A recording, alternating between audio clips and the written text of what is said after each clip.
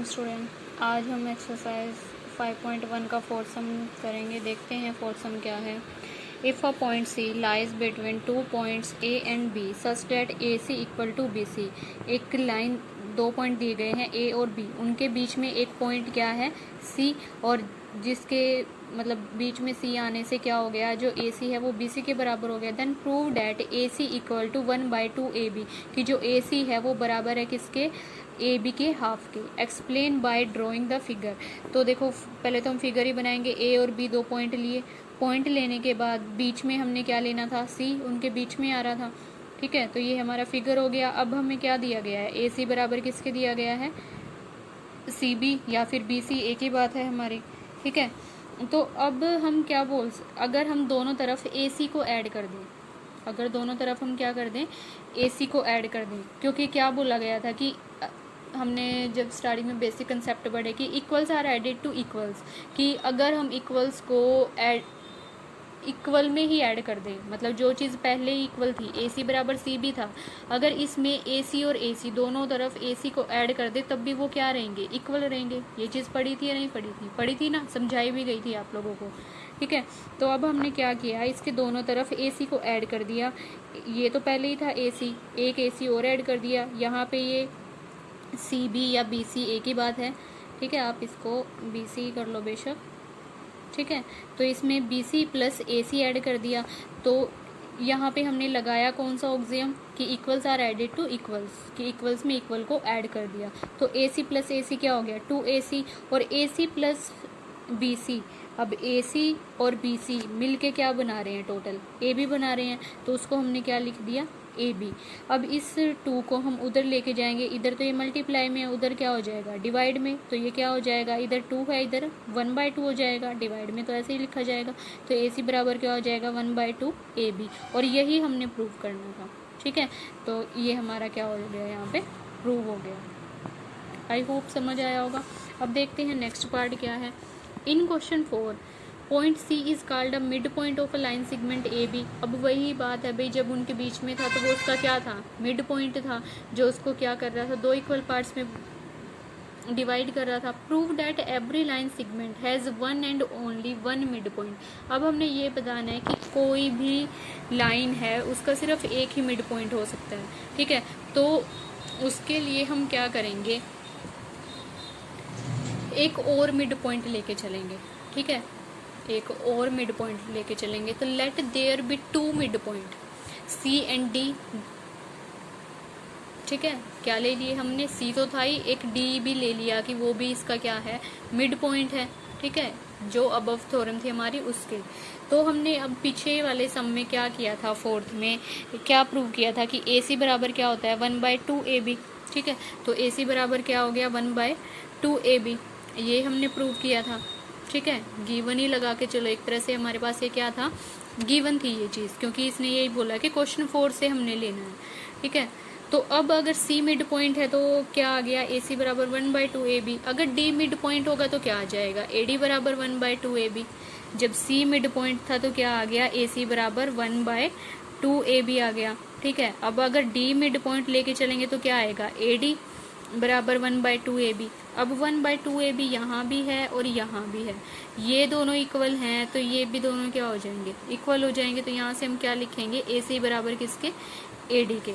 अगर ये इक्वेशन 1 और ये 2, तो equation 1 and 2, from equation 1 and 2, तो यहाँ से क्या आ जाएगा, ये चीज़ बराबर थी तो ये भी बराबर होंगी। ए सी बराबर किसके आ जाएगा, ए डी के, जो कि नहीं हो सकता। क्या ए सी बराबर ए डी के है, क्या ये पॉइंट इसी के ऊपर है, नहीं है ना, तो ये पॉसिबल नहीं है। But this is possible only if D coincide with C, मतलब कि जो सी है वो सी और डी एक ही जगह होते दोनों, ये तभी पॉसिबल था। Therefore C is the unique mid point, और हमने यही प्रूव करना था कि इसका जो इस लाइन का मिड पॉइंट है वो सिर्फ सी है, ना कि डी, क्योंकि डी तो इससे उधर है, या इधर आएगा या इधर आएगा। एक ही पॉइंट पे 2 पॉइंट तो आ नहीं सकते ना कि सी और डी यहीं पे आ जाए। ठीक है, अगर दूसरी लाइन होती तो हो जाता, एक ही लाइन पे अब 2 पॉइंट यहाँ पे नहीं हो सकते, तो सिर्फ इस लाइन का क्या होगा, एक ही मिड पॉइंट होगा, जो कि क्या है, सी है, जिसको हम पहले प्रूव कर चुके हैं। ठीक है, यहाँ पे एक कॉन्ट्राडिक्शन बन जाती है, आई होप समझ आया होगा। अब देखते हैं नेक्स्ट सम क्या है। In figure 5.10 if AC equal to BD then prove that AB equal to CD। अब यहाँ पे ये फिगर दिया गया है, इसमें AC बराबर दिया गया है BD के। जो AC है वो बराबर है किसके? BD के। ये AC और ये BD, ये एक दूसरे के क्या है? बराबर है। गिवन क्या है? AC बराबर BD। प्रूव क्या करना है कि जो AB बराबर है वो CD की है। AB हमने किसके बराबर प्रूव करना है? CD के बराबर प्रूव करना है। तो अब देखो भाई, हमारे पास क्या दिया गया था? AC। तो AC को हम क्या लिख सकते हैं? AC में ये B भी आ रहा है ना, जो ये AC है इसको हम क्या लिख सकते हैं? AB प्लस BC लिख सकते हैं या नहीं? सिर्फ इतनी लाइन को देखना है आपने, ठीक है। तो AC बराबर किसके होगा? अगर लिखें AB प्लस BC लिख सकते हैं, ठीक है। तो AC को हमने क्या लिख दिया? AB plus BC। ये हमारी इक्वेशन क्या आ गई? 1 आ गई। अब ऐसे ही BD को हम क्या लिख सकते हैं? अब ये नहीं देखना, सिर्फ उधर वाली लाइन को देखो। अगर BD बराबर हम लिखें तो उसको हम क्या लिख सकते हैं? BC प्लस CD लिख सकते हैं या नहीं? लिख सकते हैं ना। सिर्फ इतनी लाइन अगर हम इधर वाली लाइन लेके चलें, इधर वाली, तो ये BC प्लस CD होगा या नहीं होगा BD? ठीक है। तो BD को हमने क्या लिख दिया? BC plus CD। ये इक्वेशन हमारी क्या होगी? 2। हमारे पास दिया क्या था? AC बराबर किसके दिया था? BD के। अब जब ये दोनों बराबर हैं, AC बराबर किसके है? BD के है, तो ये भी तो दोनों बराबर हो जाएंगे, ठीक है।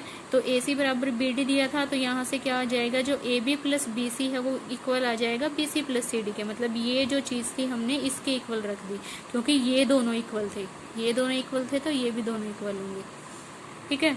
तो AB plus BC equal to BC plus CD हो गया। अब इस BC को इधर लेके आएंगे, इधर प्लस का था, इधर क्या हो जाएगा? माइनस। BC से BC क्या हो जाएगा? कैंसिल। तो AB बराबर किसके आ जाएगा? CD के। और यही चीज़ हमने प्रूव करनी थी कि AB बराबर CD हमने क्या करना था? प्रूव करना था। तो हेंस प्रूव, ठीक है। तो ये चीज़ हमारी यहाँ से क्या होगी? प्रूव होगी। अब देखते हैं 7 सम। Why is axiom 5 in the list of Euclid axiom considered a universal truth? अब उससे पहले हमें axiom 5 भी पता होना चाहिए कि था क्या। जो हमारा axiom 5 था वो क्या था?